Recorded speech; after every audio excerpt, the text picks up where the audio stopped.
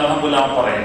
അതുപോലെ അവിടെ ഖിയാമുൽ-ലൈൽ നമ്മൾ അത്താഴത്തിലേക്ക് വിതരണം, അങ്ങനെ പല വിശുദ്ധ കാര്യങ്ങൾ ഇതിനകത്തുണ്ട്. പക്ഷെ ഞാൻ പറഞ്ഞ കാര്യം, ഞങ്ങൾ ആ TV പൂർണ്ണമായി ഒഴിവാക്കിയിരിക്കും. ഞങ്ങളുടെ വീടുകളിലെ എല്ലാ സമയത്തും ഈ ഖുർആൻ പാരായണം ഓഡിയോ കാസറ്റിലൂടെയും CD-കളിലൂടെയും മൊബൈലിലൂടെയും ഞാൻ പോയി വന്നു കഴിഞ്ഞാൽ ഉടനെ ഇതിനകത്ത് കേൾക്കും. അവൻ തന്നെ 2-3 മൊബൈൽ അതിലെല്ലാം ഇതിൽ ഓടിയെത്തുന്നുണ്ട്. അപ്പൊ അവൻ ഇഷ്ടപ്പെടുന്ന രീതിയിൽ ഞങ്ങൾ ആ സൗകര്യത്തിലേക്ക് പറഞ്ഞു വിട്ടത് കൊണ്ട് അള്ളാഹു അതിന് കാരണമാക്കിയിട്ടുണ്ട്. അത് നമ്മുടെ കുട്ടികൾക്ക് ഒരു മാതൃകയാക്കണമെന്ന് മാത്രമേ ഈ കാര്യത്തിൽ ഞാൻ പറയുന്നുള്ളൂ. പിന്നെ അവരിട്ട പേര് പലപ്പോഴും അറബ് പത്രത്തിൽ നമ്മുടെ ദേശീയ പത്രങ്ങളിലൊക്കെ സൂചിപ്പിച്ചാണ്. ഞങ്ങൾ ആദ്യമേ അവനിട്ട പേര് ഹാഫിസ് എന്ന്. ആ പേര് അനർത്ഥമാക്കി എന്നുള്ളതാണ് ഏറ്റവും പ്രധാനപ്പെട്ട കാര്യം. നമ്മൾ കുട്ടികൾക്ക് പേരിടുമ്പോഴൊരു പ്രധാനപ്പെട്ട വിഷയമാണ്. പേര് ഞങ്ങൾ ആദ്യമേ ഇട്ടത് ഹാഫിസ് എന്നാണ്. അപ്പൊ അതുകൊണ്ടുണ്ടായ ഗുണം അവൻ കാരണം പലപ്പോഴും ഖുർആൻ നമുക്ക് പഠിക്കാൻ കഴിയുന്നുണ്ട്. തീർത്തും ഞാൻ ഇരുന്ന് ഓതുന്ന സമയത്ത്, ചിലപ്പോഴൊക്കെ ഓതുന്ന സമയത്ത് വളരെ നിസ്സാരമായ ഹർക്കത്തിന്റെ തെറ്റുകൾ വന്നാൽ അപ്പോഴവിടെ ഇരുന്ന് ക്ലിയർ ചെയ്യും. പാപ്പച്ചി യു ആർ ഓൺ എന്ന് പറയാം. ഇപ്പൊ വണ്ടിയിൽ വന്ന സമയത്ത് വെറുതെ ഞാനൊരു തഫ്സീർ കൈ വെച്ചിട്ട് ഇങ്ങനെ ചോദിച്ചപ്പോൾ ഒരുപാട് പാപ്പച്ചി യു ആർ ഓൺ. നമ്മൾ മനഃപൂർവ്വം അറിഞ്ഞുകൊണ്ട് തെറ്റിക്കുന്നതല്ല, അല്ലാതെ നമുക്ക് സംഭവിച്ചു പോകുന്ന ചെറിയ തെറ്റുകൾ. പിന്നെ അവന് വളരെ സുഖമില്ലാത്ത ഒരവസ്ഥയിലാണ്, ഹാർട്ടിന്റെ പ്രശ്നമുണ്ട്, പലതുണ്ട്. നിങ്ങളുടെ എല്ലാവരുടെയും ദുആ അസുഖങ്ങൾ ശിഫയാക്കാനും സ്വന്തമായ കാര്യങ്ങൾ ചെയ്യാനുള്ള കഴിവില്ല. അതൊക്കെ ഞങ്ങളുടെ സഹായത്തോടെയാണ് ചെയ്യുന്നത്. നന്നായി ഇംഗ്ലീഷ് സംസാരിക്കാൻ കഴിയുന്നുണ്ട്, അങ്ങനെയൊക്കെ ഉള്ളു. അപ്പൊ നിങ്ങളുടെ പ്രാർത്ഥന ഉണ്ടാകണം, ഇത് നിലനിർത്താൻ, ഇത് ഹിദായത്തിന് സബബാകാൻ ദുആ ചെയ്യണം. അല്ലാതെ വേറെ ഒരു ഉദ്ദേശവും നിങ്ങൾ വരുന്നതിലില്ല എന്നുകൂടി ഞാൻ അറിയിക്കാറുണ്ട്. ഖുർആന് വേണ്ടി ഒരു മാതൃകാതെ സംസാരിക്കുന്ന ബഹുമാനപ്പെട്ട ഷുക്കൂർ മൗലവി ഉസ്താദ് പല പരിപാടികളും വിളിക്കാം. ഞങ്ങൾ ആ ഉസ്താദോടുള്ള പരിപാടി സന്തോഷത്തോടും വരാറുണ്ട്. ചിലര് ഇതിന്റെ ഞാൻ അതിന്റെ ഭാഗത്ത് ചിലർ ആള് കൂടുന്നതിന് വേണ്ടി എന്നുള്ള നിലയിൽ ഇന്നലെയും കണ്ടു. ഞാൻ പറഞ്ഞു ഒരിക്കലും ഞങ്ങൾക്ക് പങ്കെടുക്കാൻ ബുദ്ധിമുട്ടുണ്ട്. ഖുർആനുമായി ബന്ധപ്പെട്ട സദസ്സ് നിങ്ങൾക്ക് ഇൻഷാ അല്ലാഹ് തീർച്ചയായിട്ടും നിങ്ങൾ വരാം. വാർഷികവും ആളുകൂട്ടലും പരിപാടിയായിട്ട് വിളിക്കരുത്. അങ്ങനെയൊക്കെ ഉദ്ദേശിച്ച് ചിലർ വിളിക്കുന്നവരുണ്ട്, എനിക്ക് തടക്കില്ല. ഖുർആന്റെ സദസ്സ് നിങ്ങൾ സംഘടിപ്പിക്കുക, തീർച്ചയായിട്ടും നിങ്ങൾ വരാണ്ടത്. ഇതാണ് അതിനെക്കുറിച്ച് പറയാനുള്ളത്. അതുകൊണ്ട് ഇതിൽ നിന്ന് ആവേശം ഉൾക്കൊണ്ടു. അപ്പൊ നമുക്കൊന്ന് പരീക്ഷണം. ഇപ്പൊ നിങ്ങൾ 114 സൂറത്തുണ്ട്, എത്ര സ്പീഡിൽ വേണമെങ്കിലും ഇവിടെ നിന്ന് ആർക്ക് വേണമെങ്കിലും ചോദിക്കാം. 15-ാമത്തെ സൂറത്ത്, 22-ാമത്തെ സൂറത്ത്, 32-ാമത്തെ സൂറത്ത്, അങ്ങനെ മറിച്ച് തിരിച്ച് എങ്ങനെ ചോദിച്ചാൽ പടച്ചവന്റെ അനുഗ്രഹം കൊണ്ട് തീർച്ചയായിട്ടും ആ സൂറത്തിന്റെ പേര് പറയാൻ കഴിയുമെന്നാണ് എന്റെ പ്രതീക്ഷ. അത് ഇംഗ്ലീഷിലും പറയും, മലയാളത്തിലും പറയും. പിന്നെ അത്യാവശ്യം കുറെ സൂറത്തുകൾ ഇംഗ്ലീഷിലാണ് ട്രാൻസ്ലേഷൻ പറയും. അതുകൊണ്ട് നിങ്ങൾ ഏത് ഭാഗം സൂറത്തിന്റെ നമ്പറുകൾ നിങ്ങൾ ചോദിച്ചോളാം. 35-ാമത്തെ സൂറത്ത്, 22-ാമത്തെ സൂറത്ത്, 12-ാമത്തെ സൂറത്ത് എന്നൊക്കെ ചോദിച്ചു. ഇന്ന് തന്നെ മോനെ പെരുമ്പാവൂരുള്ള എന്റെ സുഹൃത്തുക്കൾ അന്ന് പരിപാടി നടത്തിയവർ കാണാനോട് വന്നിട്ടുണ്ട്. എന്റെ നാട്ടുകാർ കാലുകൾ കൂടെ കൊണ്ടുണ്ട്. അതുപോലെ തന്നെ ഷാക്കിർ മൗലവി വർക്കര എന്നാണ്, അവരൊക്കെ ഈ പരിപാടിയായി ബന്ധപ്പെട്ടുണ്ട്. ഉസ്താദിനെ എനിക്ക് എപ്പോഴും അറിയാം, മന്നാലിയിൽ വെച്ച് കാണുന്നതാണ്, പരിപാടിയിലേക്ക് ഞാൻ വരുന്നതാണ്. ഏതായാലും ശരി, എല്ലാവർക്കും കർത്താവ് നമ്മുടെ ഈ സംഗമത്തെ അള്ളാഹു സ്വീകരിക്കുമാറാകട്ടെ. പരിശുദ്ധ ഖുർആനിന്റെ വക്താക്കളാകാൻ സർവശക്തി നമ്മളെ അനുഗ്രഹിക്കട്ടെ. മോന്റെ അസുഖങ്ങളൊക്കെ ശരിയാക്കി മരണം വരെ ഈ കഴിവ് നിലനിർത്താൻ അള്ളാഹു തൗഫീഖ് ചെയ്യട്ടെ എന്നുള്ള പ്രാർത്ഥനയോടെ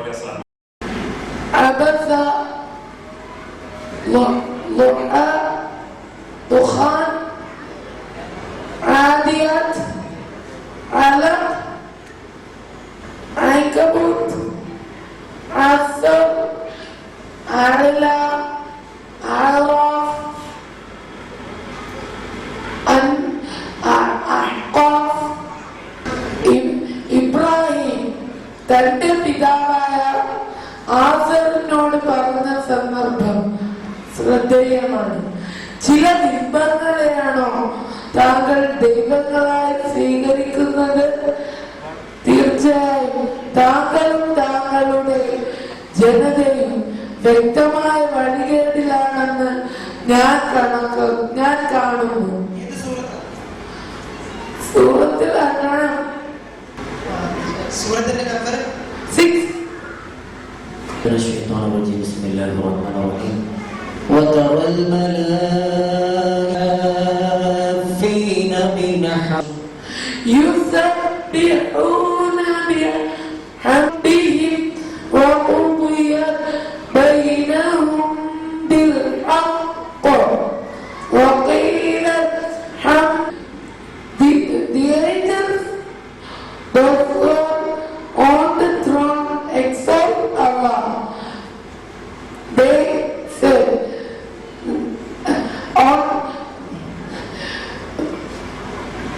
the angels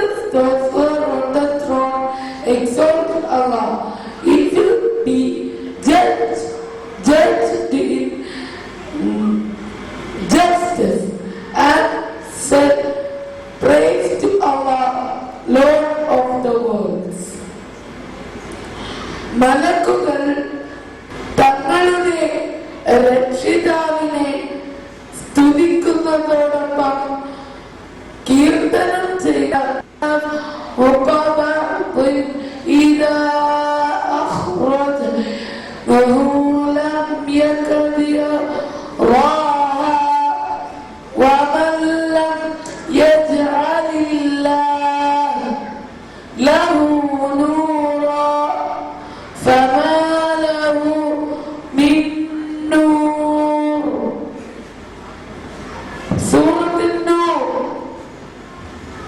ഒരു ചോദ്യത്തിനുള്ള അവസരമുണ്ട്. അല്ലെങ്കിൽ ആഴക്കടലിലെ ഇരുട്ടുകൾ പോലെയാകുന്നു അവരുടെ പ്രവർത്തനങ്ങളുടെ ഉപമ. കടലിൽ അതിനു പുറമെ വീണ്ടും തിരമാല, അതിനു പുറമെ കാർമേഘം, അങ്ങനെ ഒന്നിനു പുറമെ മറ്റൊന്നായി അനേകം ഇരുട്ടുകൾ. അവന്റെ കൈ പുറത്തേക്കിട്ടാൽ അതുപോലും അവൻ കാണുമാറാകില്ല. അല്ലാഹു ആർക്ക് പ്രകാശം നൽകിയിട്ടില്ലയോ അവന് യാതൊരു പ്രകാശവുമില്ല. جهنم يصلونها وبئس القرار قالوا ربنا من قدم لنا هذا فزده عذابا ضعفا في النار. سورة الصاد. ജസാക്കല്ലാഹ് ഖൈറ. അടുത്തതായി മുഖ്യ പ്രഭാഷണത്തിനായി ഞങ്ങളുടെ രക്ഷിതാവേ, ഞങ്ങൾക്ക് ഈ ശിക്ഷ വരുത്തി നരകത്തിൽ നിന്ന് ഇരട്ടി ശിക്ഷ വർദ്ധിപ്പിച്ചു കൊടുക്കണമേ. അടുത്തതായി മുഖ്യ പ്രഭാഷണത്തിനായി Abrar Arabic college മുദരിസ് KB. Fathahuddeen മൗലവി അൽ ഹസനി ബാക്കവി അവരുടെ ആദരപൂർവ്വം ക്ഷണിക്കുന്നു. അസ്സലാമു അലൈക്കും വറഹ്മത്തുള്ളാഹി വബറകാതുഹു. അൽഹംദുലില്ലാഹി റബ്ബിൽ ആലമീൻ വസ്സലാത്തു വസ്സലാമു അലാ അഷ്റഫിൽ മുർസലീൻ വഅലാ ആലിഹി വഅസ്ഹാബിഹി അജ്മഈൻ. അഊദു ബില്ലാഹി മിനശ് ശൈത്വാനിർ റജീം. ബിസ്മില്ലാഹിർ റഹ്മാനിർ റഹീം. ഇന്നാ നഹ്നു നസ്സൽനാ ദിക്റ വ ഇന്നാ ലഹു ലഹാഫിദൂൻ. സദഖല്ലാഹു മൗലാനാ നബിയ്യുൽ അദീം വസദ്ദഖ വബല്ലഗ റസൂലുഹു നബിയ്യുൽ കരീം ونحن على ذلك من الشاكرين والشاكرين والحمد لله رب العالمين.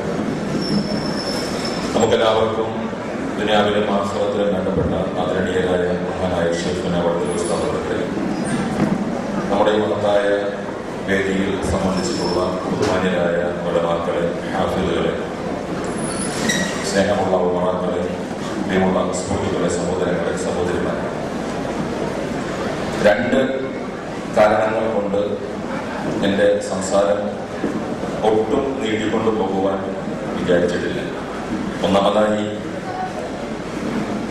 നമ്മുടെ ഈ പരിപാടി ഇന്ന് രാവിലെ 7:30 മണിക്ക് തുടങ്ങിയ പരിപാടിയാണ്.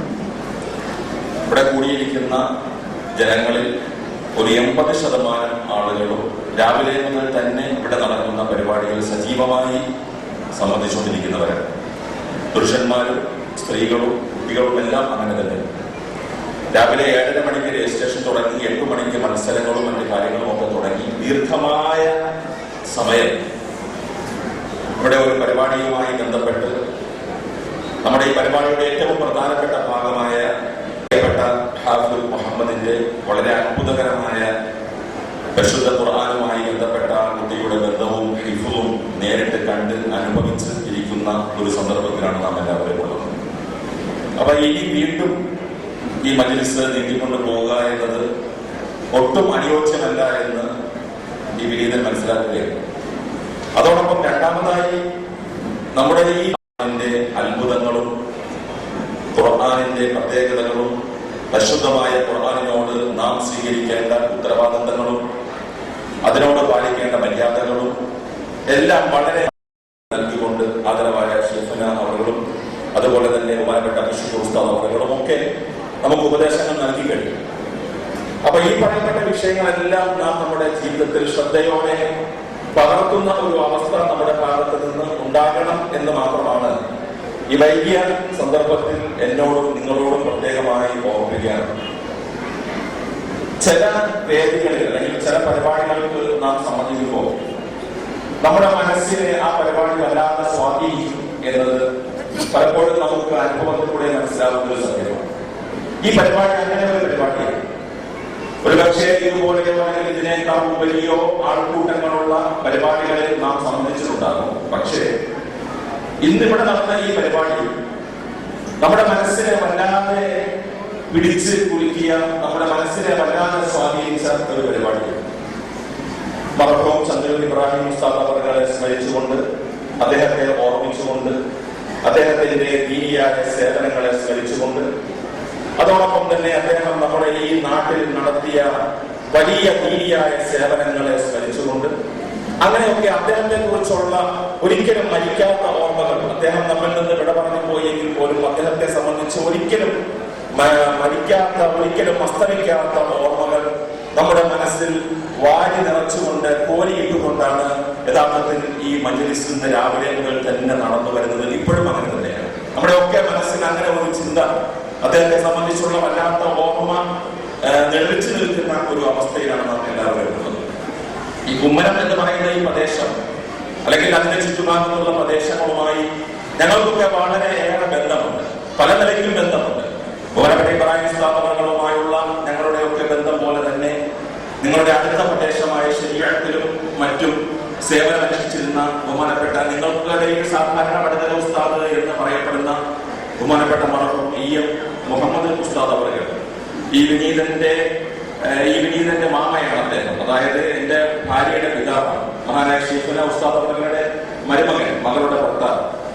പരിശുദ്ധമായ റമദാനിന്റെ 14-ാം രാവിലെ വെള്ളിയാഴ്ച രാവ് ഇശാ നമസ്കാരത്തിന് വേണ്ടി ഓവൂ ചെയ്ത് ഇശാ നമസ്കാരത്തിന് ഇമാമത്ത് നിൽക്കുവാൻ പോകുന്നതിന് തൊട്ടുമുമ്പ് അസ്വസ്ഥത ഉണ്ടാവുകയും അള്ളാഹുവിലേക്ക് യാത്ര പുറപ്പെടുകയും ചെയ്ത ബഹുമാനപ്പെട്ട മർഹൂം മുഹമ്മദ് ഉസ്താദ് അവர்கள், അതുപോലെ തന്നെ നാം സ്മരിച്ചു വരുന്ന ബഹുമാനപ്പെട്ട ഇബ്രാഹിം ഉസ്താദ് അവர்கள். അങ്ങനെ ഈ നാട് എന്ന് പറയുന്നത് വളരെ കാര്യപ്പെട്ട ഒരുപാട് മഹത്തുക്കളുടെ ദീനി സേവന രംഗമായ നാട് എന്ന നിലയ്ക്ക് അവരുമായിട്ടൊക്കെ വളരെ അടുത്ത് ബന്ധമുള്ള ഞങ്ങൾ ഈ വേദിയിൽ നിൽക്കുമ്പോൾ ഒരു വൈകാരികമായ വല്ലാത്ത മാനസികാവസ്ഥയിലാണ് നിൽക്കുന്നത്.